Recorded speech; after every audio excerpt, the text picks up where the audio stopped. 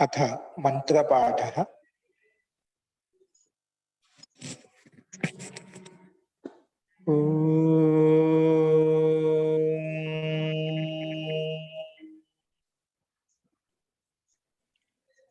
सहनाववतु सहनौ भुनक्तु सह वीर्यं करवावहै तेजस्विनावधीतमस्तु मा विद्विषावहै। ओम शांति शांति शांति।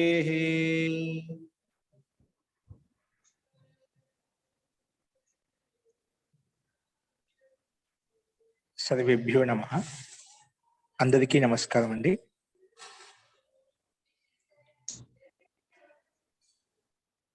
మనము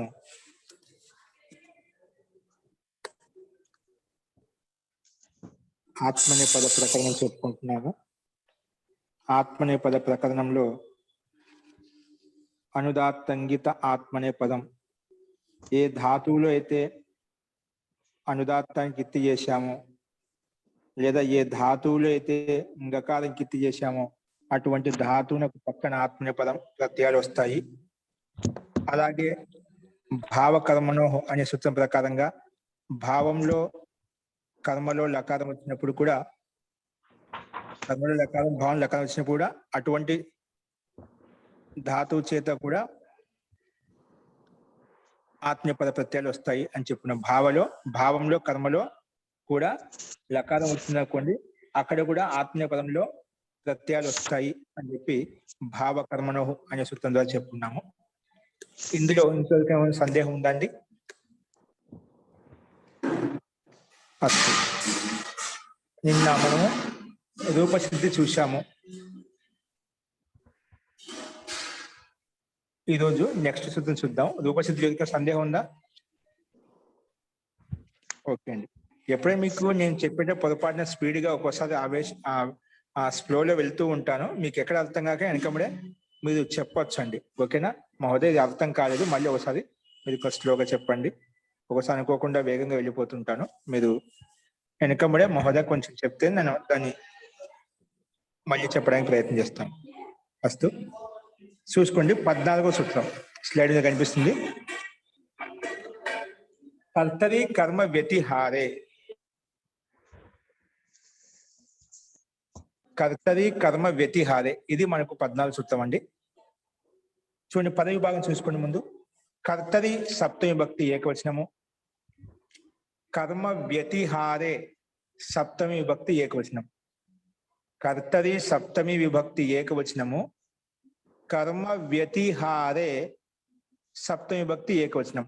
ఈ సూత్రాన్ని 2 పదాలుగా విడగొట్టుకున్నాం మనం. 2 పదాలు కూడా స్పష్టంగా కనిపిస్తున్నాయి. సమాసం ఏముందో చూద్దాం. ఇక్కడ కర్మ వ్యతిహారే అనే పదంలో ఏ పదాలు ఉన్నాయి, అందులో ఏ సమాసం అనేది విగ్రహ వాక్యం ద్వారా మనం తెలుసుకుంటాం. ఇప్పుడు చూడండి, కర్మణః వ్యతిహారః కర్మ వ్యతిహారః. సూత్రంలో కర్మ వ్యతిహారః అనే పదం కనిపిస్తుంది కదా. ఆ కర్మ వ్యతిహారః అంటే ఏమిటి, దాన్ని స్పష్టంగా ఇక్కడ విగ్రహ వాక్యం ద్వారా చూపించారు మనకు. ఏం చూపించదు? కర్మణః వ్యతిహార. కర్మ అంటే కర్మకు అదిలి బదిలి. అదిలి బదిలి అంటే బదులుగా. అంటే నేను నీకు ఒకటి ఇస్తాను, నువ్వు బదులుగా నాకు ఇంకోటి. అప్పట్లో వస్తు మార్పిడి ఉండేది, ధన మార్పిడి ఉండేది అన్నమాట. నేను నీకు ధాన్యం ఇస్తాను, నువ్వు దానికి బదులుగా ఇంకోటి అయిన ధాన్యం ఇవ్వు. అలా వస్తు మార్పిడి అన్నమాట. అదొక కర్మకి వ్యతిహారం, ఒక క్రియకు ఇంకో క్రియ ప్రతిక్రియ. అలాగా కర్మణః వ్యతిహారః కర్మ వ్యతిహారః. ఇది సూత్రంలో ఉండే కర్మ వ్యతిహారక అర్థం. కర్మకు వ్యతిహారం అంటే పరస్పరం మార్చుకోవడం, వినిమయం చేసుకోవడం అన్నమాట. దాన్ని కర్మ వ్యతిహార అంటాము. తస్మిన్ కర్మ వ్యతిహారే.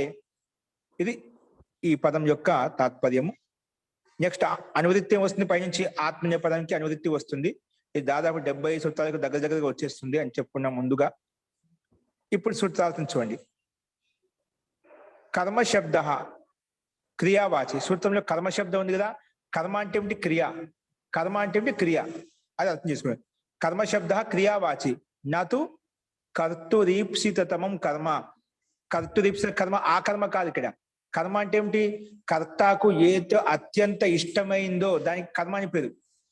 కర్తకు ఏదైతే అత్యంత ఇష్టమైనది పదార్థం కానీ వస్తువు కానీ వ్యక్తి కానీ ఉన్నదో దానికి కర్మ సంజ్ఞ అని పేరు. అంటే కర్తు ఈప్సితమం కర్మ. కర్తకు అత్యంత ఈప్సితమైన దానికి కర్మ సంజ్ఞ అని పేరు. ఇక్కడ ఆ కర్మ సంజ్ఞ తీసుకోకూడదు. ఇక్కడ సూత్రంలో కర్మ అంటే క్రియ అని అర్థం చేసుకోవాలి. గచ్చతి, పఠతి, లిఖతి ఇవి అవుతున్నాయి, ఆ క్రియాపదం తీసుకోవాలి అన్నమాట. అందుకే కర్మశబ్ద క్రియావాచి శబ్దం. నాతో కర్తురీప్సితమం కర్మ ద్వారా కర్మ సంజ్ఞ ఏదైతే ఉందో ఆ కర్మ తీసుకోకూడదు. ఓకే, అస్తు. మరి వ్యతిహార అంటే ఏమిటి? కర్మ అంటే క్రియావాచి శబ్దం చెప్పావు. వ్యతిహార అంటే ఏమిటి? వినిమయ. వినిమయం అంటే ఏమిటి? దాన్ని ఇంకో రకం చెప్పావు, పరస్పరం క్రియాకరణం. పరస్పరం నేను నీకు ఒక పని చేసి పెడతాను, నువ్వు నాకు దానికి బదులు ఇంకో పని చేసి పెట్టండి. ఓకేనా? అంటే క్రియకి ప్రతిక్రియ, క్రియకు బదులుగా ఇంకో క్రియ చేయడం అన్నమాట. ఓకేనా? నేను నీకు ఈ పని చేసి పెడతాను, నాకు ఆ పని చేసి పెట్టండి. అలాగా పరస్పర క్రియాకరణం. పరస్పరం ఒకరికొకరికి కర్మలు పరస్పరం ఆదానం ప్రదానం చేసుకోవడం అన్నమాట. ఓకే, దాన్ని వినిమయ అని చెప్పారు, లేదంటే పరస్పర క్రియాకరణం అని కూడా చెప్పుకోవచ్చు. ఓకేనా? దీన్ని వ్యతిహార అంటాం. ఓకే, అస్తు. ఇప్పుడు సూత్రార్థం చూడండి. ముందు వ్యతిహార అంటే ఏమిటి, కర్మ అంటే చెప్పుకున్నాము. ఇప్పుడు సూత్రార్థం చూడండి, స్పష్టంగా వస్తుంది మీకు. క్రియ చెప్పాం కదా, కర్మ అంటే క్రియా శబ్దం తీసుకోవాలి. ఇక్కడ క్రియాశబ్దం స్త్రీలింగం ఉంది కాబట్టి క్రియాయాహ అని చెప్పాడు. క్రియాయాహ వ్యతిహారే అంటే క్రియాయాహ వ్యతిహారే అంటే దాన్ని ఈక్వల్ పెట్టి దాన్ని ఓపెన్ చేసి చెప్పాడు. వినిమయే అంటే పరస్పరం ఒకదాని అదిలి బదిలీ చేసుకోవడంలో.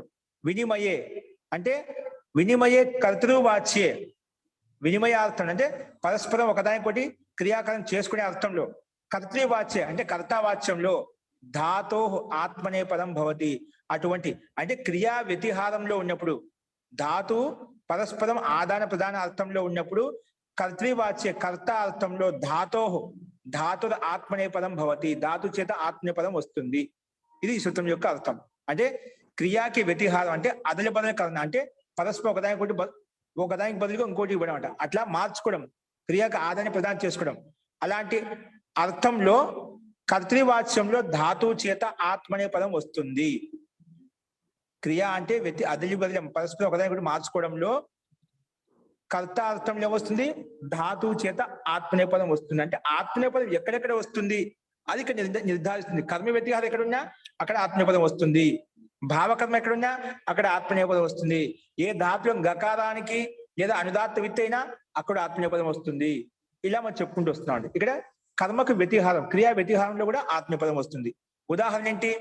వ్యతి లునతే క్షేత్రం, వ్యతి పునతే వస్త్రం. ఓకేనా? వ్యతి లునతే క్షేత్రం అంటే లునతే క్షేత్రం అంటే పొలాన్ని లునతే అంటే లునతే అంటే ఇక్కడ దున్నడం లాంటి అర్థం అండి. కోయటం. ఇప్పుడు పొలానికి కోస్తుంటుందా, ఛేదించిన పంట కోయటం, కోసే అర్థంలో అట్లా. వ్యతి లునతే క్షేత్రం, వ్యతి పునతే వస్త్రం. వస్త్రాన్ని ఇక్కడ శుద్ధి చేయడం అంట. ఓకే, వ్యతి పునతే వస్త్రం అనట. ఇక్కడ దీనికి సిద్ధి ఏమైనా ఉందండి? చూడండి ఎక్కువైపు ఒకసారి. ఇక్కడ కేవలం వ్యతి లునతే పరస్పరం ఆధారం ఇచ్చామట. అదే చూద్దాం. చూడండి, వ్యతి లునతే క్షేత్రం అంటే ఏంటో గమనించండి. చూడండి, వ్యతి లునతే పరస్పరం ఏక దూసరే కాట్తే హై. ఇప్పుడు క్షేత్రం వ్యతి లునతే అంటే మీరు మా పొలాన్ని కోయండి, మేము అంతా వచ్చి మీ పొలాన్ని కోసేస్తాం అంటే పరస్పరం ఒకదాని కొట్టి. ఇప్పుడు చాలా మంది అలా చేస్తుంటారండి. పంట పొలాలు ఉన్న వాళ్ళు మీరంతా వచ్చి మా పొలంలో పని చేయండి, మా కుటుంబ సభ్యులంతా వచ్చి మీకు పని చేస్తామంట. అలా పరస్పరం ఒకదాని క్రియను ప్రదానం చేసుకోమంట. వారు పని చేసేది వీరికి పని చేసామంట. అట్లా అదిలి బదిలీ చేస్తాం. వ్యతి లునతే అంటే దాన్ని పరస్పరం ఒకరికొకరు క్షేత్రం అంటే పంట పొలాన్ని కోసుకోవడంలో ఎవరికి సహాయంగా ఉంటుందో, మా బదులుగా ఒకరికి బదులుగా పని చేసుకుంటారో అటువంటి అర్థంలో ధాతు చేత ఆత్మీయపదం వస్తుంది. ఓకేనా? సో అలాంటి అర్థం ఉంటే అయిపోయాం మనం, ఖచ్చితంగా ఆత్మీయపదం వస్తుంది. వ్యతిహార అర్థం ఎప్పుడు కనిపించినా కళ్ళు మూసుకున్న ఆత్మీయపదంలో వస్తుంది. కానీ కర్తది వాచే, ఎందుకంటే ఇక్కడ ఒకరికొకరు పని చేసుకుంటా అంటే కర్తలే కదా ఇద్దరు కూడా. ఇక్కడ ఒక వ్యక్తి పని చేస్తున్నాడు, కర్త పని చేస్తున్నాడు, అక్కడ కూడా అదే వ్యక్తి బదులుగా ఇంకొక పని చేస్తున్నామాట. అంటే కర్తృవాచ్యంలో ఆత్మీయపదం వస్తున్నాడు, కర్మవాచ్యంలో కాదు. కర్తృవాచ్యంలో ఆత్మీయపదం వస్తుంది, కానీ అర్థం ఏముండాలి? వ్యతిహార అర్థం ఉంటేనే, అదిలే అంటే మార్చుకునే, బదులుగా మార్చుకొని చేసే అర్థంలో ఉంటేనే అప్పుడు మాత్రమే ఇది సంభవిస్తుంది. అస్తు. ఇప్పుడు చూడండి సూత్ర దీని యొక్క రూపసిద్ధి. వ్యతి లుణతే ఎలా తయారైంది? అందులో వ్యతి అనేది మన ఉపసర్గం. వి అతి, వి అతి ఉపసర్గాన్ని, వి ప్లస్ అతి ఉపసర్గాలు ఇక్కడ ఉన్నది. తో లూయి ఛేదన, లుణతే అనేది లూయి ఛేదన ధాతు. లూయి ఛేదనే, ఛేదించే అర్థంలో, కోసే అర్థంలో ఈ ధాతు ఉందంట. ధాతు అంటే లూయి ధాతు. ఈ ధాతుకు భూవాదయో ధాతవ అనే సూత్రం ప్రకారంగా దీనికి ధాతు సంజ్ఞని పేరు పెడతాము. ధాతు సంజ్ఞని పేరు పెట్టగానే ధాతు ఇదం అధికార సూత్రం. ఈ అధికారానికి వెళ్ళాం. ఈ అధికారంలో ఉంది వర్తమానే లట్, వర్తమాన కాలే అర్థే ధాతు లట్ ప్రత్యయో భవతి, లట్ ప్రత్యయో భవతి.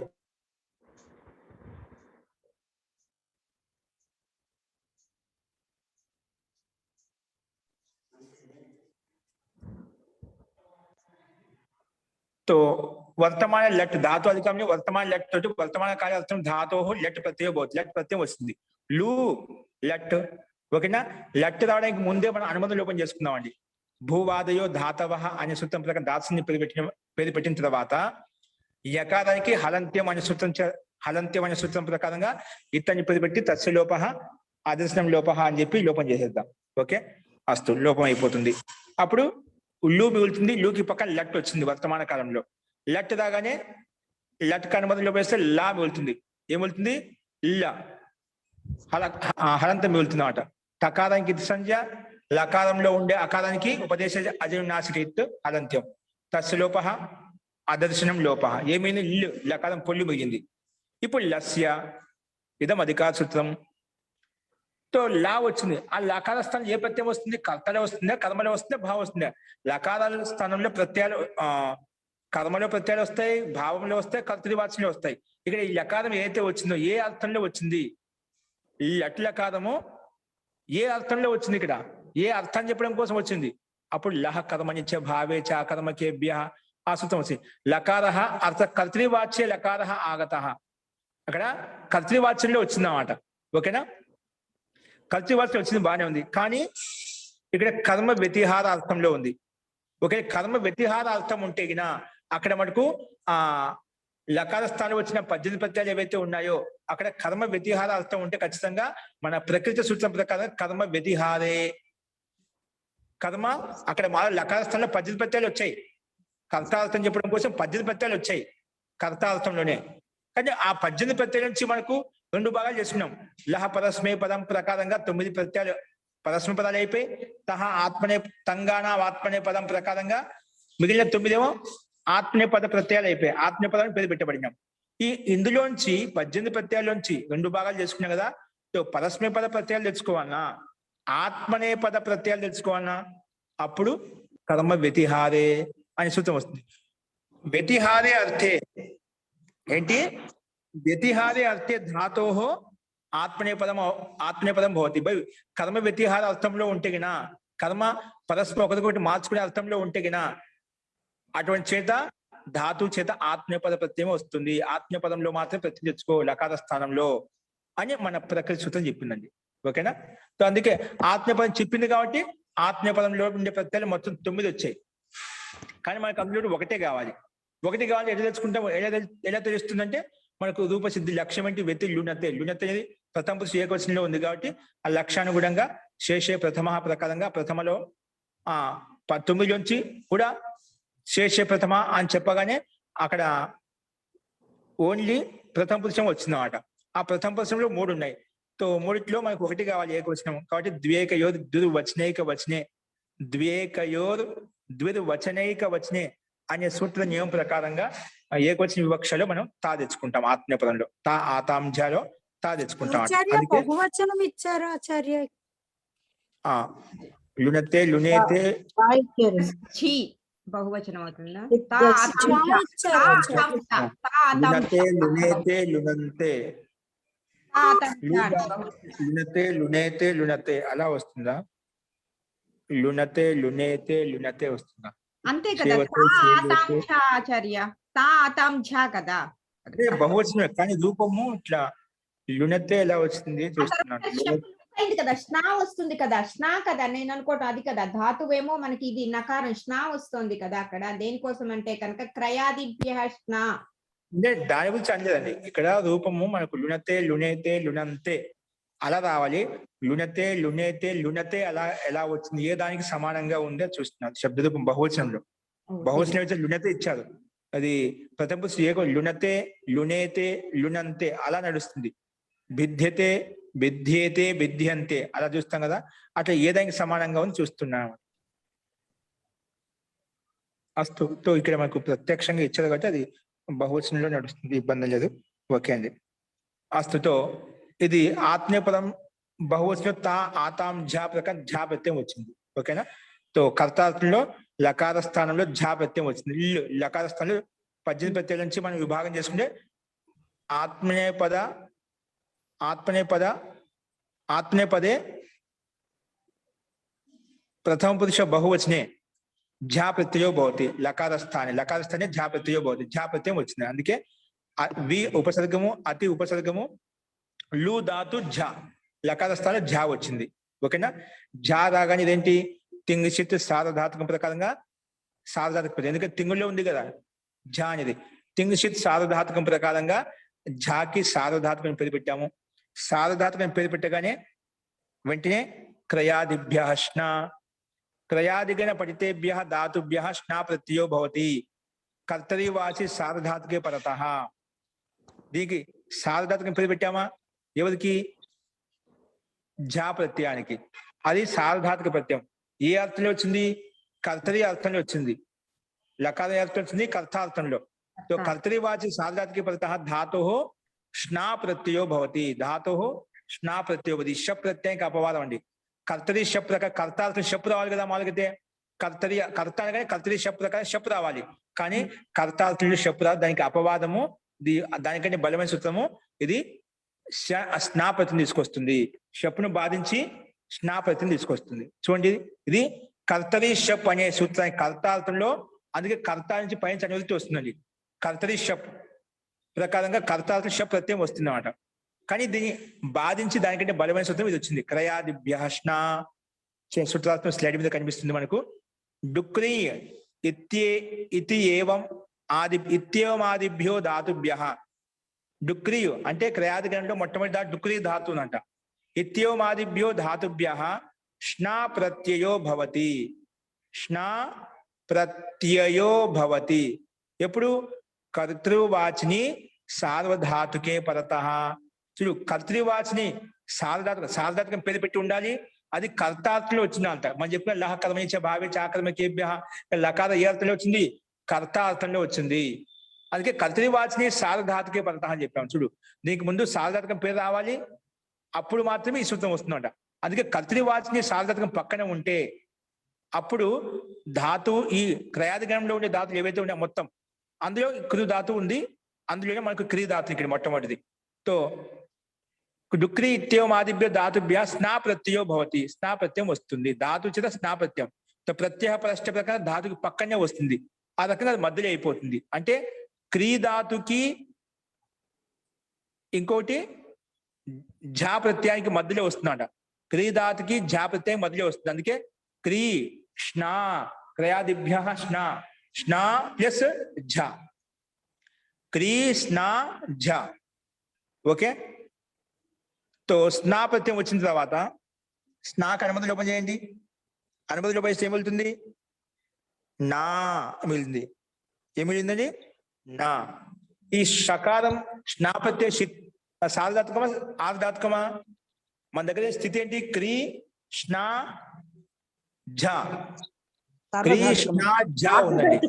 సార్వధాతుకం ఆచార్య. సార్వధాతుకం. ఎందుకండి తింగుసిద్ధి తింగుల్లో ఉందా స్నా ప్రత్యయము? షిత్ కదా ఆచార్య. షిత్ అండి. షిత్ కదా. ఏ ప్రత్యయంలో షకారానికి ఇట్టి చేసాము అది కూడా సార్వధాతుకం అయిపోతుంది. కాబట్టి సార్వధాతుక ప్రత్యయం కాబట్టి ఇది పిత్ సార్వధాతుకమా అపిత్ సార్వధాతుకమా? పిత్ సార్వధాతుకమా అపిత్ సార్వధాతుకమా? అపిత్ సార్వధాతుకం ఆచార్య. అపిత్. అపిత్ అంటే పకారం ఇత్తు కాకుండా ఉన్నది ఆచార్య. అటువంటి ప్రత్యము ఏ ప్రత్యములతో పకారానికి ఇత్తి చేయలేదో దాన్ని అపిత్ అంటాం. ఎక్కడైతే పకారానికి ఇత్తి చేసామో పిత్ సార్వధాతుకం అంటే ఇప్పుడు షప్ ప్రత్యయం ఉంది, షప్పులో పకారం ఇత్తి చేసామంటే పిత్ సార్వధాతుకమే. కానీ ఏ సార్వధాతుకం? పిత్ అయినటువంటి సార్వధాతుకం. అటువంటి ప్రత్యము ఆ ప్రత్యయంలో పకారం ఇత్తి చేశారనమాట, అందుకే పిత్ సార్వధాతుకం అంటాం. కానీ స్నావుడు సార్వధాతుకమే, కానీ ఎటువంటి సార్వధాతుకము? అపిత్ సార్వధాతుకం. పిత్ లేదు, అపిత్ సార్వధాతుకం అంటాం. ఓకేనా? అస్తు. ఇక్కడ సార్వధాతుకం కాబట్టి సార్వధాతుక ఆర్ధధాతుకయో, సార్వధాతుక ఆర్ధధాతుకయో అనే సూత్రం ప్రకారంగా సార్వధాతుక ఆర్ధధాతుకయో అనే సూత్రం ప్రకారం ఏమొస్తుంది? ఇక్కడ గుణం ప్రాప్తం, క్రీ ధాతుక గుణం వస్తుంది. గుణం ప్రాప్తం అవుతుంటే అపిత్ సార్వధాతుకం గిత్వత్ భవతి.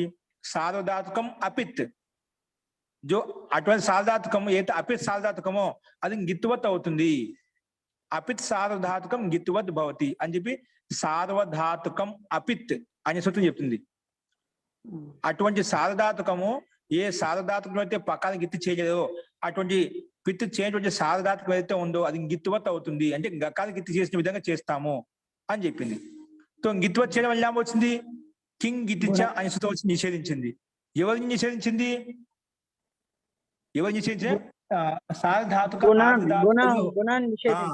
సార్వధాతుక ఆర్ధధాతుకయో అనే సూత్రం చేత గుణం చేసుకుంటూ ఉంటే, గుణం ఏంటి? లూ ధాతు. మనకు స్వాది లూ ధాతు కదా, లూలో గుణం అవుతుంది. లూకి గుణం చేసుకోబోతుంటే క్రీ కాదు, లూ ధాతు. లూకి గుణం ప్రాప్తం అవుతుంటే ఇది అపిత్ సార్వధాతుకం. స్నా అనేది సార్వధాతుకమే, కానీ అపిత్ సార్వధాతుకం. అటువంటి అపిత్ సార్వధాతుకం గిత్వత్ అవుతుంది, అంటే గకారానికి ఇత్తి చేసిన విధంగా భావించాలి అని చెప్పి సార్వధాతుకం అపిత్ చెప్పింది. గిత్వత్ కావడం వల్ల గుణం చేసుకోవడానికి వెళ్తుంటే కింగ్ గితిచ అని సూత్రం వచ్చేసి కిత్ గిత్ నిమిత్తకే ఏ గుణవృద్ధి ప్రాప్నుత తే నా భవంతి. ఏ ప్రత్యయంతో గకారానికి ఇత్తి చేయబడిందో అటువంటి గిత్తి ప్రత్యయాన్ని నిమిత్తం చేసుకొని అంగానికి గుణం చేస్తా ఉంటే అది గుణము గాని వృద్ధి గాని జరగదు అని చెప్పి నిషేధించింది. అందుకే గుణం కాలేదు, కింగిరిచ వచ్చి నిషేధించింది. మరి ఏం ప్రాప్తం అవుతుంది? అప్పుడు ఇంకో సూత్రం వచ్చింది. ఏది? స్నాభ్యస్తయోరాత. స్నా అభ్యస్తయో ఆత. ఏం చెప్పింది? స్నాభ్యస్తయోరాత. సరే, గుణం నిషేధించావు, బాగానే ఉంది, ఎందుకంటే అపిత్ సాధన గిత్వత్ అవుతుంది అని చెప్తున్నావు. అయితే స్నాభ్యస్తయోరాత, స్నాభ్యస్తయోరాత ఇదేమంటుందంటే చూడండి, స్లైడ్ మీద కనిపిస్తుంది. స్నాభ్యస్తయోరాత ఇదేమంటుందంటే స్నా ఇది ఏతస్య అభ్యస్తానాం అంగానాం చ. అంటే ఎక్కడైతే అభ్యస్తం పేరు పెట్టామో అటువంటి అంగానికి పక్కలో కానీ, ఏదైతే స్నా ఇత్యేతస్య అంగస్య, స్నా ఇత్యేతస్య అంగస్య అంగస్య ఆ స్నా ఇత్యేతస్య అంగస్య లోపో భవతి. ఎప్పుడు?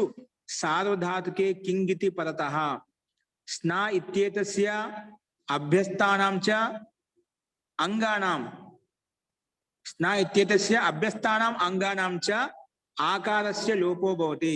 ఇక్కడ ఆకార స్నాలో ఉండే ఆకారం కానీ అభ్యస్త అని పేరు పెట్టినటువంటి ఆకారం కానీ, అంటే అటువంటి ధాతు ఏ ధాతుకైతే అభ్యస్తము అభ్యాసం పేరు పెట్టాము అటువంటి ధాతు. స్నా ఇత్యేతస్య అభ్యస్తానాం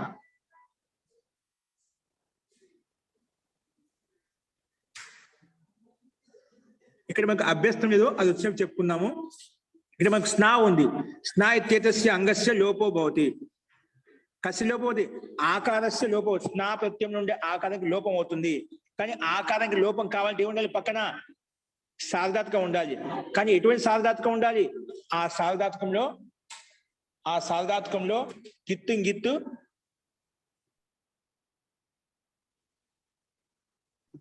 కితీనితి పరతః.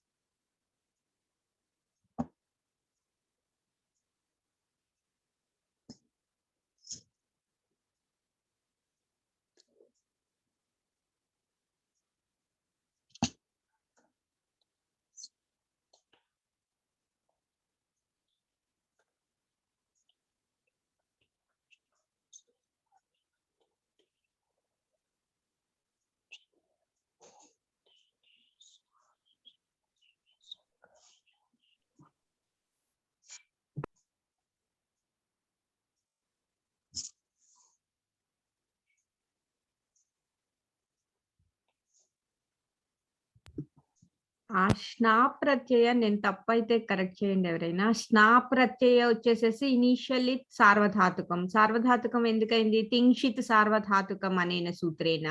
కానీ సార్వధాతుకం అపిత్ అనే సూత్రం వల్ల సార్వధాతుకము అది అపిత్. పిత్ అనేది పకారం ఇత్తు లేదు కాబట్టి అది నిత్వత్ లాగా అయ్యింది. సో అందుకనేసేసి అదేంటి నిత్వత్. సార్వధాతుకం అపిత్ నిత్వత్ భవతి. సో ఈ స్నా ప్రత్యయ నిత్ లాగా అయింది. స్నా ప్రత్యయ నిత్ అయ్యేసరికి ఇప్పుడు ఆచార్యుల వారు చెప్పిన సూత్రం స్నాభ్యస్తయోరాతః. స్నాలో ఉండే ఆకారానికి అది ఆతః, అదేమి ఆదేశము ఆతః, ఆ ఆకారానికి లోప సంజ్ఞ అయింది. కితి నితి పరతః. మనకి నితి డైరెక్ట్ గా నితి లేదు స్నా ప్రత్యయం, కానీ అది అపిత్ అయ్యేసరికి సార్వధాతుకం ఒకటి అపిత్ దాని ధర్మాలు ఉన్నాయి దానికి స్నాకి. అందుకని దానికి మీద నిత్వాదేశం అయింది. ఆ ఆదేశం తెచ్చేసేసుకునేసరికి నిత్వత్ అయ్యేసరికి ఇక్కడ దీర్ఘ ఆకారం లోపం అయిపోయింది. అంతే కదండి. అప్పుడు నా ఒక్కటే మిగులుతుంది మనకి. అంటే నా అంటే నకారంలో ఉండే దీర్ఘ ఆకారం వెళ్ళిపోయింది. లోప సంజ్ఞ వచ్చేసింది దానికి. అదర్శనం లోపః. ఇప్పుడు స్నాభ్యస్తయోరాతః ఇదేమిటండి? ఆ స్నాభ్యస్తయోరాతః ఏం చెప్తుంది అని అంటే కనుక స్నా కానీ అభ్యస్త సంజ్ఞ కానీ ఆ రెండిటికి తర్వాత కితి నితి పరతః, వాటి పక్కన కిత్ గాని లేకపోతే నిత్ గాని వస్తే దాంట్లో ఉండే స్నాలో ఎన్ని అక్షరాలు ఉన్నాయి? 2 అక్షరాలు ఉన్నాయి కదా. ఒకటేమో షకారం, ఒకటి శంకరాశాలో షకారము, షకారోత్తర దీర్ఘ ఆకారం ఒకటి ఉంది. ఆ ఆకారానికి లోపం అవుతోంది అని చెప్తుంది అది. కానీ అది కిత్ కాదు. స్నా అనేది ఏంటి మనకి అసలు కిత్ కాదు, తెలుస్తూనే ఉంది డైరెక్ట్ గా చూడంగానే. అలాగే నిత్ కూడా కాదు. కానీ దాన్ని మనం దాని మీద ఆరోపించేసాము. అదేంటి? సార్వధాతుకం అపిత్ అని మనం నేర్చుకున్నాం కదా, ఎక్కడో గుర్తు రావట్లేదు. మొండో సూత్రం మొదట్లో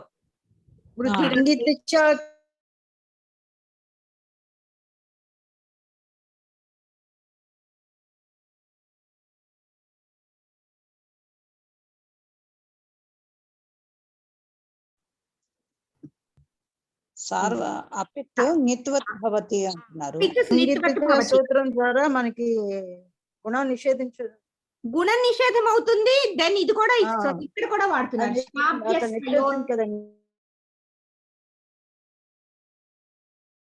తాభ్యస్తయోరేవాలో అండి కింగితి పరతః అన్నారండి.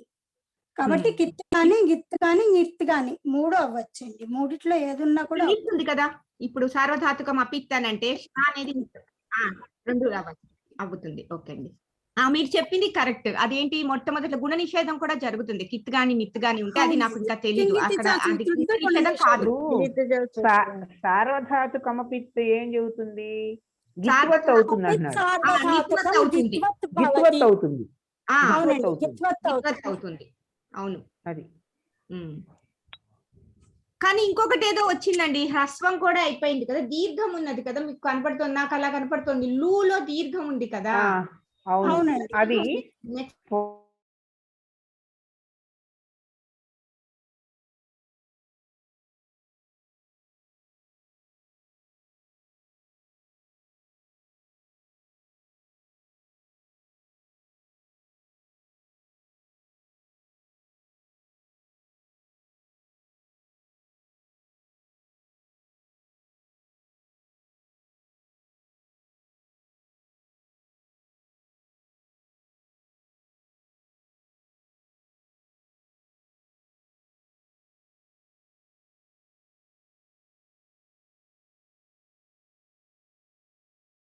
ఇక్కడ పవాదీనాం హ్రస్వ అని ఇచ్చారు కదండి. దాంట్లో లూకి దీర్ఘం పోయి హ్రస్వం వస్తుందని ఇచ్చారు. ప్లవాదీనాం హ్రస్వ అంటే ప్లవాది అని ఏదో గణం ఉంటుందండి. ఆ గణంలో ఒక్క నిమిషం అండి. ఇక్కడ ముందు మీద స్నాభ్యస్తయోరాతః అనే సూత్రం యొక్క అర్థం అది తప్పు చెప్తున్నారు. స్నాభ్యస్తయోరాతః అనే సూత్రానికి అర్థం ఎవరు చెప్పగలుగుతారు?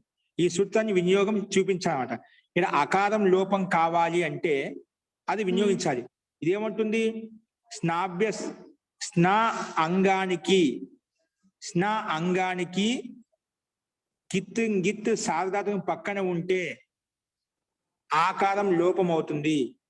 స్నాలో ఉండే అకారానికి లోపం అవుతుంది. ఎప్పుడు స్నాలో ఉండే అకారానికి లోపం ఎప్పుడు అవుతుంది? పక్కన కిత్ గిత్ సార్వధాతుకం పక్కన ఉన్నప్పుడే. ఓకేనా? అవునండి. ఝా మనది అదే కదా, కిత్తినిత్ సార్వధాతుకం అపిత్తుతో అనుకున్నాం అనమాట. ఝా ఉంది ఇక్కడ కదా. ఇక్కడ కిత్తింగి సార్వధాతుకం ఏముంది? ఇక్కడ మన దగ్గర స్థితి ఏంటి? లు స్నా ఝా. అవును, లు ఝా స్నా ఝా. ఝా వచ్చేసి కిత్తినిత్ సార్వధాతుకం కదా అది. ఝా ఝా వచ్చేసేసేసి అదేమో సార్వధాతుకమేను. ఝా వచ్చేసి తింషిత్ సార్వధాతుకము, తర్వాత అది అపిత్. అప్పుడు అపిత్ సార్వధాతుకం అనుకొని మేమందరం నిత్ అని అనుకున్నాం అనమాట దాన్ని. ఓకే, అది చెప్పాలి. ఓకే, ఇప్పుడు కరెక్ట్ చెప్పారు. అది ఝా అనేది అపిత్ సార్వధాతుకం. ఎందుకంటే పక్కన ఇచ్చే సార్వధాతుకమే, కానీ పిత్ లేకుంటే అపిత్ సార్వధాతుకం గిత్తువద్దు భవతి. సార్వధాతుకం అపిత్ గిత్తువద్దు. అందుకే కిత్ గిత్ సార్వధాతుకం పక్కన ఉంది. పక్కన ఉంది కాబట్టి ముందు స్నా అంగానికి, స్నాలో ఉండే ఆకారానికి ఇప్పుడు లోపం అయిపోతుంది అన్నమాట. ఓకేనా? మీదే ముందు చెప్తారు అపిత్ సార్వధాతుకం దాంట్లో వస్తున్నారు.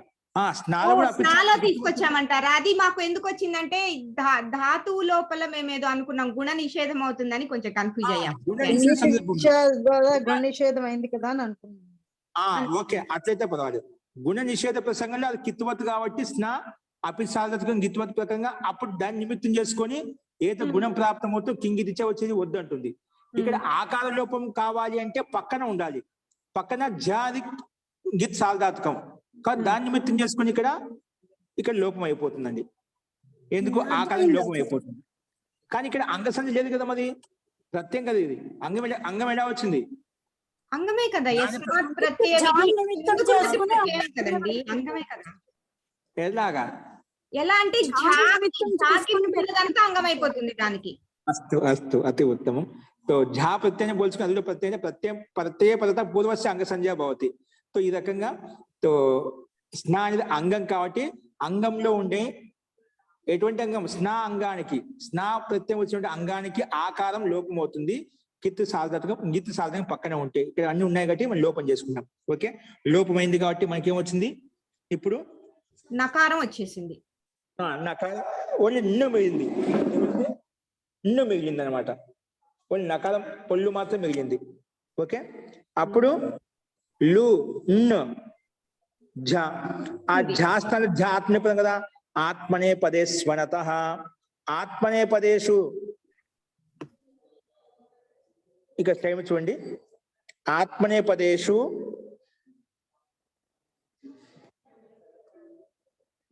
ఇక్కడ చూడండి, స్లైడ్ మీద కనిపిస్తుంది. ఆత్మనే పదేషు అంటే అనకారాంతస్య అనకారాంతాద్ అంగాద్ ఉత్తరస్య ఆత్మనే పదేషు వర్తమానస్య ప్రత్యయస్య జకారస్య. ఆత్మనే పదంలో వర్తమాన ప్రత్యయం అయితే ఉందో, ఝ అనేది ఆత్మనేపద ప్రత్యయమైన వర్తమానంలో ఉంది కదా. అందుకే ఆత్మనే పదేషు వర్తమానస్య ప్రత్యయస్య ఎటువంటి ప్రత్యయము? జకారస్య. జకార ప్రత్యయం ఉండాలంట. జకారస్య అత్ ఇది అయం ఆదేశో భవతి. అత్ ఇది అయం ఆదేశో భవతి. ఇక్కడ అత్ వస్తుందన్నమాట. ఇక్కడ ఆత్మనేపదంలో ఉండే వర్తమానంలో ఉన్నటువంటి ఝ ప్రత్యయం ఏమవుతుందో ఆ జకారానికి ఏమొస్తుంది? ఆ జకారానికి అత్ ఆదేశం అవుతుంది. ఏమవుతుంది? జకారానికి అత్ ఆదేశం అవుతుంది. ఓకేనా?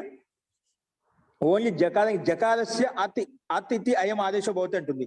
ఆత్మనే పదంలో వర్తమానంలో ఉన్నటువంటి ప్రత్యయము ఎటువంటి ప్రత్యయం? జకారస్య. జకారం ఉంటేనే ఆ జకార ప్రత్యయ స్థానంలో మాత్రం అత్ ఆదేశం అవుతుంది. అంటే చోంతకి కొంచెం అపవాదం లాగా వస్తుంది కదా. మనం జీకి అంతా చేసాము, అక్కడ అన్నిటికీ చేసాము, ఇక్కడేమో ఆత్మనే పదానికి పరస్పరంలో అంత ఆదేశం అవుతుంది. ఆత్మనే పదంలో ఈ సూత్రం ప్రకారంగా అత్ ఆదేశం అవుతుంది. ఇక్కడ ఏమవుతుంది? అత్ ఆదేశం అవుతుంది. మళ్ళీ ఝాలో ఉండే ఆకారం అలాగే ఉంటుంది కాబట్టి ఆకారం తాళ కలిసిపోతే అత ఏమొచ్చింది? అత వచ్చిందన్నమాట. ఝా స్థానంలో అత వచ్చింది. ఇప్పుడు మా స్థితి ఏంటి? తర్వాత అత. నకారం పొల్లు కాబట్టి లునత అయిపోయింది. ఏమైపోయింది? లునత అలా అయిపోయింది. లునత అయిపోయింది. ఇప్పుడు మళ్ళీ కిత ఆత్మనే పదానం తేరే అనే సూత్రం ప్రకారంగా తా ప్రత్యయం కదా, అత వచ్చింది కదా. ఆ తకారంలో ఉండే అకారానికి అంటే ఝాలో ఉండే అకారానికి టీ భాగం కాబట్టి అచోంత్యాది టీ ప్రకారంగా ఏ కారం వస్తుంది. ఏ కారం వస్తే లునతే అయిపోయిందండి, లునతే. ఓకేనా? ముందు వి ఉపసర్గము అతి ఉపసర్గం కలుపుకోండి. వి అతి లునతే, వి ప్లస్ అతి ప్లస్ లునతే. ఇప్పుడు విలో ఉండే ఇకారానికి అతిలో ఉండే అకారానికి రెండింటి మధ్య ఎనసంధి చేస్తే వ్యతి అయిపోతుంది. విలో ఉండే ఇకారానికి యా వస్తుందన్నమాట. విలో ఉండే ఇకారానికి వస్తుంది యా వస్తుంది. విలో ఉండే ఇకారానికి యా వేస్తే పక్కన అతిక ఆ కలుపుకొని వ్యతి అయిపోతుంది. వ్యతి లునతే. ఓకేనా? ఈ రకంగా వ్యతి లునతే రూపం మనకు సిద్ధిస్తుంది. మహోదయ, ఈ అలాగే వ్యతి ఎప్పుడు తెచ్చుకున్నాం మహోదయ? ఉపసర్గం అధ్యాయం కలుపుకుంటామండి అంతే. ఓహో, ముందు అలా పెట్టుకోవచ్చు, లాస్ట్ తీసుకొని కలుపుకోవచ్చు. అదే మనం ముందు కర్మ వ్యతిహారే నుంచి వచ్చిందండి అది. కర్మ వ్యతిహారంలో ఖచ్చితంగా బి వ్యతిహారంలో తీసుకోవాలండి. బి ప్లస్ అతి ప్రారంభం నుంచి వ్యతి ధాతుకు సమీపంలోనే ముందే వి ప్లస్ అతి ఉపసర్గం ముందే తెచ్చుకుంటాం. వ్యతి. ఓకేనా? సరే మహోదయ. అధ్యాయం చేసుకుంటాం. అర్థానుకూలంగా అర్థాన్ని బట్టి మనం అధ్యాయం చేసుకోవాలి. మాటి మాటికి ముందు నుంచి రాసుకుంటూ రావడం ఎందుకని చెప్పి లాస్ట్ లో మనం కలిపేశాం. వి అతి లునతే. ఇప్పుడు వికి అతికి ఎనసంధి చేస్తే వ్యతి అయిపోయింది. వ్యతి లునతే. ఓకేనా? ఈ రకంగా మనం రూపసిద్ధి అర్థం చేసుకోవాలి. అలాగే వ్యతి పునతే అంటే పరస్పరం ఒకరికొకరు పవిత్రం చేసుకుంటారు. పుయి పౌన్య ధాతు పవిత్రం చేసుకునే అర్థం, శుద్ధి చేసుకునే అర్థంలో ఏక్ దుసరేకి పవిత్రపరుచుకుంటారు. ఒకరికొకరు పరస్పరం ప్రీతిపూర్వకంగా ఉంటారు, పరస్పరం పరిశుద్ధంగా ఉంటారు, పవిత్రం చేసుకుంటూ ఉంటారు. అలాంటి అర్థంలో తో వ్యతి పునతే కూడా సేమ్ ఇదే విధంగా ఉంటుంది. అక్కడ లూయి ధాతు, ఇక్కడ పుయి ధాతు సేమ్ అదే విధంగా ఉంటుంది. అక్కడ లూయి ధాతు లూ స్థానంలో పూయి పెట్టేసింది. పూయిలో ఉండే ఏకానికి హలంత్యం పూ మిగులుతుంది. లట్టు తీసుకొస్తాము. లట్టు స్థానంలో ఆత్మీయ పదంలో వస్తుంది, ఝా వస్తుంది. మళ్ళా అది సార్వధాతుకం కాబట్టి మధ్యలో స్నా ప్రత్యయం వస్తుంది. పూ స్నా ఝ. స్నాకి 8 లోపము. పూ స్నా ఝ. ఆ ఝా స్థానంలో ఆత్మనే పదే స్వనత అత్ తెచ్చుకో. అత్ మళ్ళీ జాలో ఉండే ఆగలితే అత అయిపోయింది అన్నమాట. పూ స్నా అత. ఇప్పుడు స్నాలో ఉండే అకారానికి స్నాభ్యస్తయో రాత ప్రకారంగా ఇక్కడ కిత్ సాధకం పక్కనే ఉంటే గిత్ సాధకం పక్కనే ఉంటే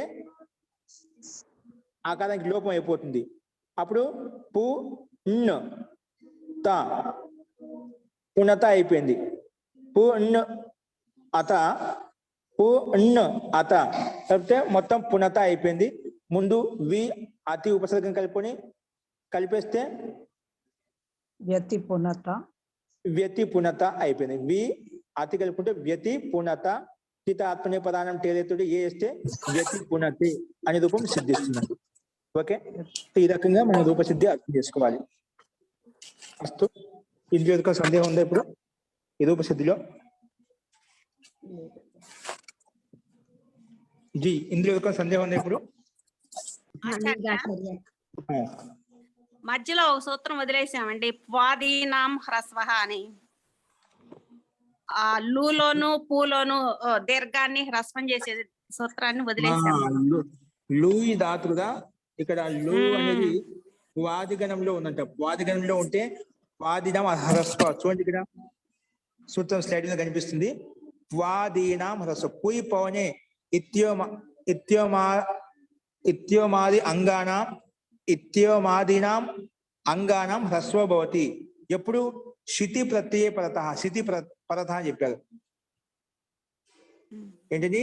పుయి పౌన్య ధాతువుకి పక్కలో పుయి పౌన్య ధాతునాం అంగానాం హ్రస్వ అంటే అంగానికి హ్రస్వం అవుతుంది. పుయి పౌన్య అనే అంగానికి, పుయి పౌన్య అంగానికి హ్రస్వం అవుతుంది. కానీ హ్రస్వం కావాలంటే ఉండాలి పక్కన శితి పరత, శితి పరత అని చెప్పామట. ఇక్కడ మనకు ఎక్కడ హ్రస్వం? లూ ఉందండి. లూ దీర్ఘం ఉంది. లూ దీర్ఘానికి ఇదేంటి? లూ అనే అంగం అన్నమాట. ఏ అంగము? పుయి పవనే అనే ఇత్యమాది అంగానం, ఇత్యమాదినాం అంగానం. సో పుయి అనే అంగం కదా. ఎందుకు? స్నా ప్రత్యయం పక్కన ఉంటే ముందు అంగం అయిపోతుంది కాబట్టి లూ అంగం అట. అంగానికి శితి ప్రత్యయ పరత. శితి ప్రత్యయం ఉందా? స్నా. స్నాలో సకా ఎత్తి చేసాం కదా. స్నాలో ఉండే షకారానికి ఎత్తి చేసాం శితి ప్రత్యయం. శితి ప్రత్యయం ఉంది కాబట్టి దాంట్లో దీర్ఘానికి హ్రస్వం చేసింది. వాదీనాం హ్రస్వ. వాదిగణంలో ఉన్నటువంటి శబ్దాలకు పక్కన శబ్దాలకు హ్రస్వం అవుతుంది. ఎప్పుడు? షిత్ ప్రత్యయ పరతః, షిత్ ప్రత్యయాలు పక్కన ఉంటే, ఓకేనా. ఇది పుయి పవని అనేది వాది గణం అని ఒక గణం ఉంది. ఆ గణంలో కొన్ని శబ్దాలు ఇవ్వబడ్డాయి, కొన్ని ధాతులు ఇవ్వబడ్డాయి. ఆ ధాతులు అన్నిటికీ కూడా షిత్ ప్రత్యయం పక్కన ఉంటే హ్రస్వం అయిపోతుంది. అక్కడ అన్ని దీర్ఘాలు ఉన్నాయి, ఈ సూత్రం ప్రకారంగా హ్రస్వం అయిపోతుంది, పు అయిపోయింది, ఓకేనా. ఇది వాదినాం హ్రస్వం యొక్క తాత్పర్యం అండి. మిగిలిన ప్రక్రియ అంతా టిత ఆత్మనే పదానం టేరే సూత్రం ప్రకారంగా ఏకారం చేసుకుని మనకు వ్యక్తి లుణతే వ్యక్తి పుణ్యతే అనే రూపం సిద్ధిస్తుంది. అస్తు. ఇప్పుడు ఇందులో సందేహం ఉందా?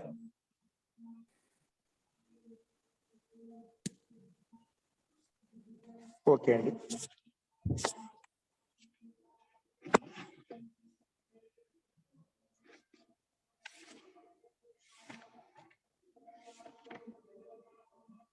ఇప్పుడు నెక్స్ట్ చూడండి, ఇక్కడికి మీకు అందరి క్లారిటీ వచ్చింది అనుకుంటాను ఇప్పుడు, ఓకేనా. ఇక్కడ మన ప్రకృతి సూత్రం యొక్క ఉపయోగం ఏం చేసిందండి?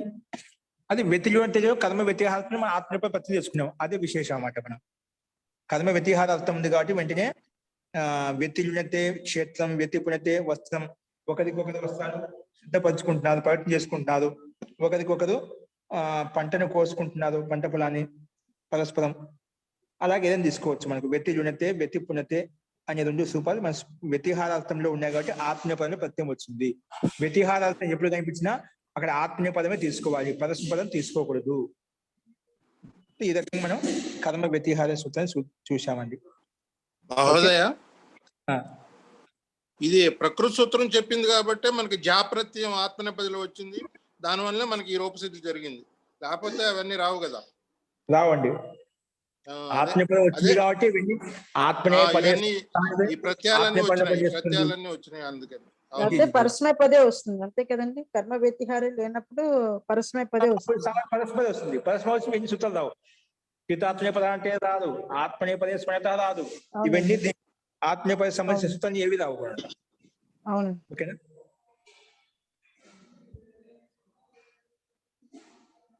ఓకే, ఈ రకంగా మనం సూత్రం చూసాము. నెక్స్ట్ సూత్రం చూడండి. నెక్స్ట్ సూత్రం ఏంటండి? రేపు చేద్దామా అండి? రేపు చేద్దాం. ఓకే, ఇది ఒక్క చెప్పేసుకున్నాను. సింపుల్ ఉదాహరణ ఏం లేవు, ఇది ఒక్క చెప్పి క్లోజ్ చేద్దామండి. ఓకేనా, అలాగే సింపుల్ గా అయిపోతుంది. నా గతి హింసార్థేభ్య, దీనికి సిద్ధి అంటే ఏం లేదు, అది తెలిసిన సిద్ధి అనమాట. నా గతి హింసార్థేభ్య ఒక అర్థం ప్రధానం అనమాట. నా ఇక్కడ ఆత్మపదం నిషేధిస్తున్నాడు. ఇప్పుడు ఇంతవరకు మన ఆత్మపదం ఎక్కడెక్కడ అవుతుంది? భావంలో కర్మని వచ్చినప్పుడు ఆత్మపదం అవుతుంది, కర్మ వ్యతిహారంలో ఆత్మపదం అవుతుంది, గకానికి ఇత్త అయినప్పుడు లేదా అనుదాత్తం ఇత్త అయినప్పుడు ఆత్మపదం అవుతుంది చెప్పుకున్నాం. ఎక్కడ కాదు అది చెప్తున్నారు. నా గతి హింసార్థేభ్య, గతి ఎక్కడైతే ఉందో హింస ఎక్కడైతే ఉందో అక్కడ అటువంటి ధాతుల చేత ఆత్మపదం రాదు అని నిషేధిస్తుంది. ఆత్మపదం రాదు సామాన్యంగా పరస్పరం అయిపోతున్నాం. ఆత్మపదం కాదంటే శేషాత్ కర్తరి పరస్పరంగా మిగిలినది శేషంలో ఉంది కాబట్టి ఆటోమేటిక్ గా ఆత్మపదం కాదని తెలిసిందనుకుంటే అయిపోయా, ఆటోమేటిక్ గా శేషాత్ కర్తరి పరస్పరమే అయిపోతుంది. దానికి సందేహం లేదు. ఇంకా చూద్దాం, సూత్రాలను చూడండి. నా అవ్యయ పదము గతి హింసార్థేభ్య పంచమి భక్తి బహువచనం. హింసార్థేభ్య పంచమి భక్తి బహువచనం. గతి హింసార్థేభ్య అంటే ఏమిటి అది చెప్తున్నాడు. గతిశ్చ హింసాచ గతి హింసే రెండు ఉన్నాయి కాబట్టి గతిశ్చ హింసాచ గతి హింసే అలా విడగొట్టిన తర్వాత గతి హింసే అర్థం ఏషాం, గతి और हिंसा అర్థం ఉంది ఏ శబ్దాలకైతే ఏ ధాతులకైతే గతి హింసే అర్థం ఉంది ఏషాం ధాతునాం తే గతి హింసార్థా, వాటిని గతి और హింసార్థ అంటాం. గతి హింస, గతిశ్చ హింసాచ గతి హింస. ఓకేనా. ఏ ధాతులకైతే గతి అర్థం ఉందో హింసార్థం ఉందో అటువంటి ధాతులకు పక్కన కూడా కర్మ వ్యతిహారం ఉన్నప్పుడు కూడా ఆత్మపదం రాదు. అంటే పైన సిద్ధాంతం చెప్పినాం, కర్మ వ్యతిహారం ఎక్కడ ఉన్నా కూడా అక్కడ ఆత్మపదం చేసుకో, కళ్ళు మూసుకొని చేసుకొని చెప్పాడు. లేదండి, ఒకవేళ కర్మ వ్యతిహారం అయినప్పటికీ కూడా అప్పుడే ఒక అతను చంపాడు, అతను చంపాడని చెప్పి మనం తిరిగి చంపుదామా? అంటే వ్యతిహారమే కదా, అతడు మనం చంపాడు, మనం తిరిగి వాళ్ళని చంపాలి, కర్మకు వ్యతిహారం అవుతుంది. అలాంటి గతి ఎక్కడైతే ఉందో హింసార్థం ఎక్కడైతే ఉంటుందో అటువంటి సందర్భంలో ఇది వర్తించదు, అక్కడ ఆత్మపదం కాదు. ఓకేనా. మేము తీసుకోవచ్చు పోయి పరస్పరం క్రియ ఆదాన ప్రధానం ఉండాలి. ఒకరికొకరు చంపుకుంటున్నారు, అంటే అక్కడ దానికి సమర్థిస్తుందా? కాదు. అటువంటి సందర్భంలో ఆత్మనేపదం కాదు. సామాన్యంగా వేరే క్రియాకలాపాలు చేసుకోవడానికి ఆత్మనేపదం అవుతుంది, కానీ సామాన్యంగా ఎక్కడైతే గతి ఉంటుందో, ఎక్కడైతే హింస ఉంటుందో అక్కడ మటుకు కర్మ వ్యతిహారం ఉన్నప్పటికీ కూడా పై సూత్రం చెప్తుంది, కర్మ వ్యతిహారం ఆత్మనేపదం చేసుకోలేదు. కర్మ వ్యతిహారం ఉన్నప్పటికీ ఒకవేళ అది గతి అర్థంలో ఉంది, హింసా అర్థంలో ఉంటే అప్పుడు ఆత్మనేపదం రాదు అని నిషేధించింది. నిషేధిస్తే సామాన్యంగా పరస్మ పదం అయిపోతుంది. అదే చూడండి ఇక్కడ సూత్రార్థం. గతి హింసార్థాః తేభ్యః గతి హింసార్థేభ్యః. ఓకే, పంచవిభక్తి బహువచనం ఉంది కదా, తేభ్యః అని చెప్పాం. గతి హింసార్థేభ్యః ద్వంద్వ గర్భో బహువ్రీహి సమాసం. అనువృత్తి వస్తుంది, కర్మ వ్యతిహార పైనుంచి అనువృత్తి వస్తుంది. ఆత్మనేపదం ఎలా నడుస్తుంది మనకు. ఇప్పుడు సూత్రార్థం చూడండి. అర్థః గత్యర్థేభ్యో ధాతుభ్యో, అంటే గతి అర్థాన్ని ఇచ్చే ధాతులు ఏవి ఉన్నాయో, గతి అర్థాన్ని ఇచ్చే ధాతులు. గత్యర్థేభ్యో ధాతుభ్యః హింసార్థేభ్యశ్చ, ఇంకా అటువంటి ధాతులు ఏ ధాతులకైతే హింసార్థం ఉందో, ఏ ధాతుల చేత హింసార్థం ద్యోతితం అవుతుందో అటువంటి ధాతులు. గత్యర్థేభ్యో ధాతుభ్యో హింసార్థేభ్యశ్చ, హింసార్థించిన ధాతుల పక్కన కూడా హింసార్థేభ్యశ్చ కర్మ వ్యతిహారే, కర్మ వ్యతిహారం ఉన్నప్పుడు కూడా, కర్మకు అదిలి బదిలి అంటే మార్పులు జరిగినప్పుడు కూడా కర్మ వ్యతిహారే ఆత్మనేపదం నా భవతి. ఇక్కడ కర్మ వ్యతిహారం అయినప్పటికీ కూడా, కర్మకు వ్యతిహారం అవుతుంది అయినప్పటికీ కూడా ఒకవేళ అక్కడ గత్యర్థం ఉంటే, హింసార్థం ఉంటే అక్కడ ఆత్మనేపదం కాదు అని చెప్పింది. ఎందుకు చెప్పాల్సి వచ్చింది? పైన పూర్వేణ ప్రాప్తి ప్రతిసిద్ధ్యతే, పూర్వశతం చేత అక్కడ ఏం చెప్పలే కదా, ఇక్కడ వస్తుంది ఇక్కడ రాదని చెప్పి. సామాన్య కర్మ వ్యతిహారం ఉంటే, ఎక్కడైతే కర్మకు వ్యతిహారం ఉంటుందో, అదిలి బదిలి ఉంటుందో, అంటే పరస్పరం ఒకదానికొకటి బదులుగా చేస్తూ ఉంటామో అటు అన్ని చోట్ల వస్తుందన్నమాట. ఆ అతివ్యాప్తి దోషం నివారించడం కోసమే ఈ సూత్రం చెప్పిన పూర్వేణ ప్రాప్తి ప్రతిసిద్ధ్యతే. పూర్వ సూత్రం ద్వారా ప్రాప్తం అవుతుంటే ఇది వచ్చేసి లేదు. ఒక గతి అర్థం ఎక్కడైతే ఉంటుందో, హింసార్థం ఎక్కడైతే ఉంటుందో అక్కడ కర్మ వ్యతిహారం ఉన్నప్పుడు కూడా ఆత్మనేపదం కాదు అని చెప్పి నిషేధించింది. కాదు అనుకుంటే సామాన్యంగా లహ పరస్మే శేషాత్ కర్తరి పరస్మే పదం ప్రకారంగా ఎక్కడైతే 18 ప్రత్యయాలు వస్తాయో ఆ 18 ప్రత్యయాలు ఆత్మీయపదం తెచ్చుకొని పరస్మే పదం తెచ్చుకుంటే ఈ సూత్రం ప్రకారంగా పరస్మే పదం తెచ్చుకుంటాం. సామాన్యంగా శేషాత్ కర్తరి పరస్మే పదంగా శేషాత్ కర్తరి పరస్మే పదం అనే సూత్రం ప్రకారంగా పరస్మే పదం వచ్చేస్తుంది అన్నమాట. ఓకేనా? సో అందుకే ఇక్కడ గత్యర్థేభ్యో ధాతుభ్యో హింసార్థేభ్యశ్చ కర్మ వ్యతిహారే ఆత్మనేపదం నా భవతి, పూర్వేణ ప్రాప్తి ప్రతిసిద్ధ్యతే. ఉదాహరణ ఇచ్చారు. గత్యర్థేభ్య, గత్యర్థానికి ఉదాహరణ ఇచ్చారు. వ్యతి గచ్చంతి, గచ్చంతి గచ్చతి గచ్చిత గచ్చంతి, ఇక్కడ పరస్మ పదమేనా? అలాగే వ్యతి సర్పంతి, వ్యతి శృప్ ధాతుకి సర్పంతి అవుతున్నమాట. హింసార్థేభ్య, హింసార్థంలో వ్యతి హింసంతి, వ్యతి ఘ్నంతి, వ్యతి ఘ్నంతి, హంతి హతః ఘ్నంతి, చంపడం అట.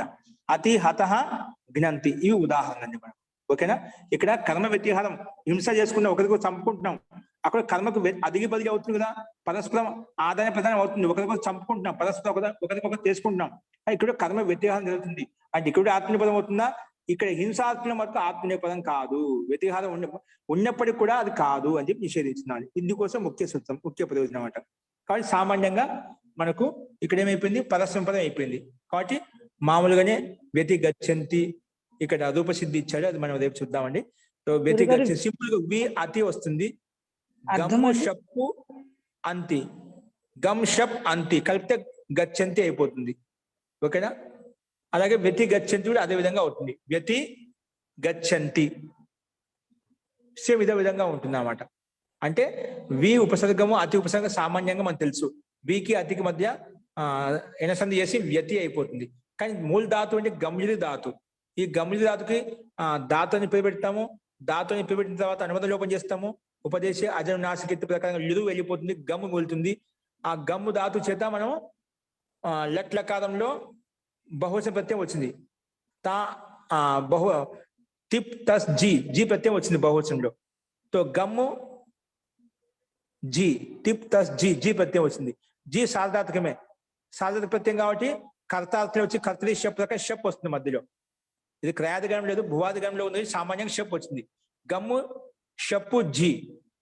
ఇక్కడ ఇషు గమి యమాం ఛహ, ఇషు ధాతుకి గమ్ ధాతుకి పక్కన గమ్ ధాతుల్లో అంతిమ చకారానికి అంతిమ మకారానికి ఛ అవుతుంది. ఇషు ధాతువు కావచ్చు, గమ్ ధాతువు కావచ్చు, యం ధాతు కావచ్చు. అంతిమంలో మకారం ఉంటే ఆ మకారానికి చకారం వస్తుంది. ఇషు గమి యమాం ఛ ప్రకారంగా. అలాగే గమ్ములో ఉండే మకారానికి ఛ వచ్చేసింది. సో ఛ ఎక్కడ రావాలి? అలోంత్యస్య నియమ ప్రకారంగా ఆ గమ్ములో అంతిమ మకారానికి మాత్రమే ఛ వచ్చేసింది. గమ్ములో ఉండే అంతిమ మకారానికి ఛ వచ్చేసింది. ఛ రాగానే వెంటనే మళ్ళా చే ఛ. ఆ ఛ పక్కన ఉంటే నేను ముందు తుక్కు తీసుకొస్తాను.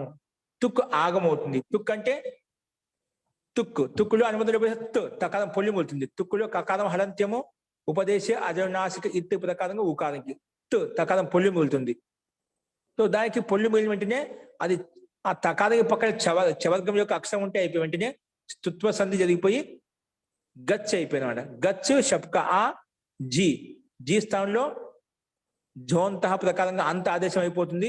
అంత ఆదేశం అయిపోయిన తర్వాత తీ కలిపితే గచ్చంతి అనే రూపం మనకు సిద్ధిస్తుంది. ఓకేనా?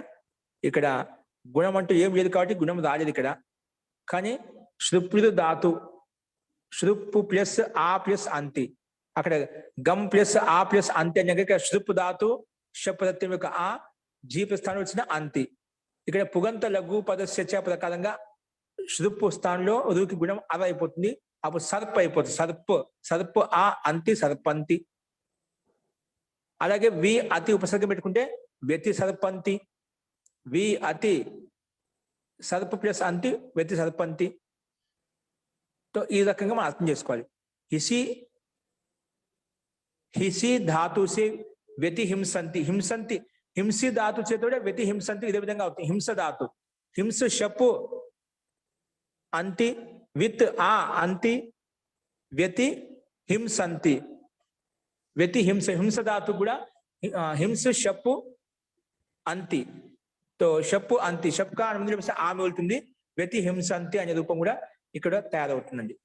అలాగే ఇదితో నుమ్ ధాతువు కూడా నుమ్ ఆదేశం తీసుకుంటేనా హింసంతి మధ్యలో ఇక్కడ మనకి ఏదో రూపం కనిపిస్తుందో ఇదితో నుమ్ ధాతువు ప్రకారంగా వచ్చిందండి. ఇక్కడ వ్యతి హింసంతి వ్యతి ఘ్నంతి ఆ రూపాలు అన్నమాట. ఇందులో మీరు ప్రయత్నం చేయండి. ఏదైనా మీకు తెలిసిన రేపు రూపసిద్ధి ప్రాక్టీస్ చేసుకుని వచ్చేది మీరు చెప్పడానికి ప్రయత్నం చేయండి. లేకపోతే నేను చెప్తా అండి. ఓకేనా? అలాగే వ్యతి జ్ఞంతి కూడా హన్ ధాతు చేత వ్యతి జ్ఞంతి అవుతుందన్నమాట. వ్యతి హింస ధాతు చేత ఈకి ఇత్సం చేసినప్పుడు హింసి ధాతుని హింసిలో హింసి ధాతు చేత వ్యతి హింసని తయారని చెప్పిన కదా. ఇక్కడ ఈ కాలం ఇత్సం చేయండి కానీ ఇదితో నుమ్ ధాతువు ప్రకారంగా నుమ్ వచ్చింది. అందుకే హింస అయిపోయింది. హింస అయిపోయిన వెంటనే రుదాది గణంలో ఉంది కాబట్టి రుదాదిభ్య స్నం ప్రకారం స్నం వచ్చింది. ఆ స్నం ఎక్కడ రావాలంటే మిదచోంత్యాత్ పరహ ప్రకారము అంతిమంలో వస్తుందన్నమాట. అంటే మిదచోంత్యా అచ్చాం అంత్యాత్ పరో అంత్యాత్ మితః అంటే అంతిమచ్చుకి పరే మిత్ వస్తుంది అంటే స్నం ప్రత్యయం వస్తుంది. అంతిమచ్చుకి పక్కన మిత్ ప్రత్యయం వస్తుంది అంటే స్నం ప్రత్యయం వస్తుంది. అలా చెప్పిన తర్వాత నసోరల్లోప ప్రకారంగా ఇక్కడ వ్యతి జ్ఞంతి తయారవుతుంది. అకార లోపం అయిపోయి వ్యతి జ్ఞంతి. కాబట్టి ఈ రూపం కూడా మనం ఈ రకంగా అర్థం చేసుకోవాలి. సో ఇది మీకు వ్యతి జ్ఞంతి కొంచెం కష్టంగా ఉంటుంది. అది మనం రేపు చెప్పుకుందామండి. అస్తు. ఇందులో ఏదైనా సందేహం ఉందా?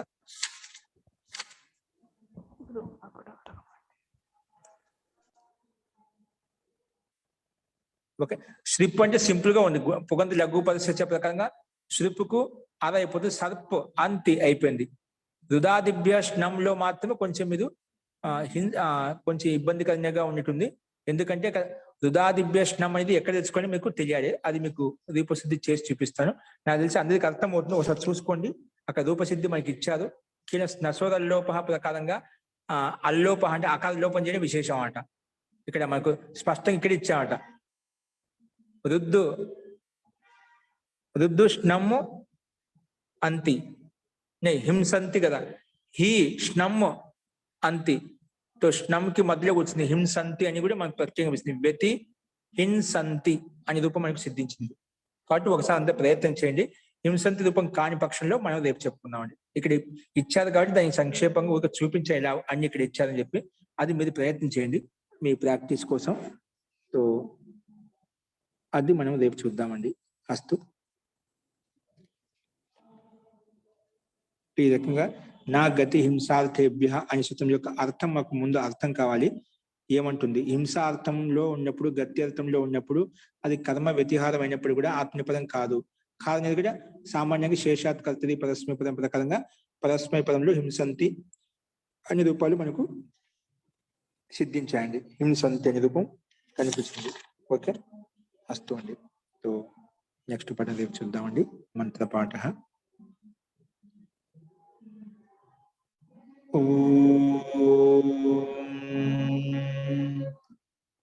సర్వే భవంతు సుఖినః, సర్వే సంతు నిరామయాః, సర్వే భద్రాణి పశ్యంతు, మా కశ్చిద్ దుఃఖభాగ్ భవేత్.